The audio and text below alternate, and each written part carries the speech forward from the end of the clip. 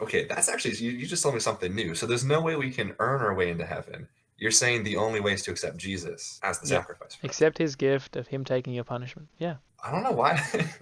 To tell me why you like this. Why would you want to believe Jesus sacrificed for you and that you have no chance on your own of achieving of good in life to go to heaven? This seems like a pretty defeatist attitude.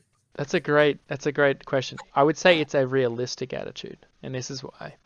God says to deserve heaven based on your own actions, you have to be 100% perfect your entire life. Both you and I know realistically we're not perfect. We sin. We've already sinned lots of times and we know we're going to sin again in the future.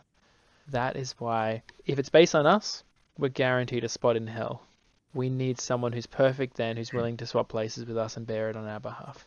Okay. That seems pretty harsh of God to require 100% virtue to enter, say, the kingdom of heaven. Why Well, would it he make shows how it holy he purposely is. unrealistic for anyone to achieve such grace? Yeah, it shows how good he is. It's like this. If a judge in a court of law is like, hey, I'm not going to really punish many criminals, only punish some criminals, I'll let the others just go free, no consequences. The judge is actually not a good judge because he's not upholding the law. And God is so good, he's going to make sure every injustice then gets punished. Okay, interesting. Yeah, I can track with that. But then why are we capable of committing, right? I guess this idea of choice comes in. Why are we as humans under God's creation able to commit acts of sin or acts that are unforgivable? Yeah, I would say it's because sin is usually the abuse of something which is ordinarily made to be good. So I'll give you an example. So you being able to speak is a good gift from God. But because you can speak, you can now abuse the ability to speak by saying bad things to people, swearing, lying to people.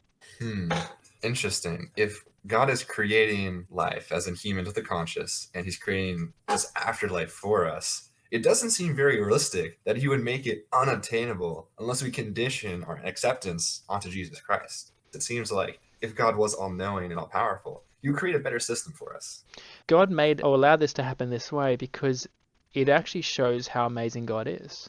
If we got to heaven somehow by our own actions without Jesus' help, then up in heaven we're going to be like, haha, look at me, I was such a good person, that's why I'm here. It's all about us then. But if we're going to heaven simply because of what Jesus did, then it's actually all about him. And our praise and our thankfulness is going to him.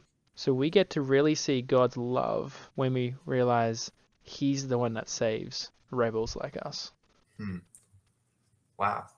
You, I'm really happy you hopped on Omegle tonight because what you just said was really powerful. Being able to step outside of yourself and truly be thankful and appreciative for others on a deep, deep level is not something that someone who's not spiritual is able to appreciate, I don't think.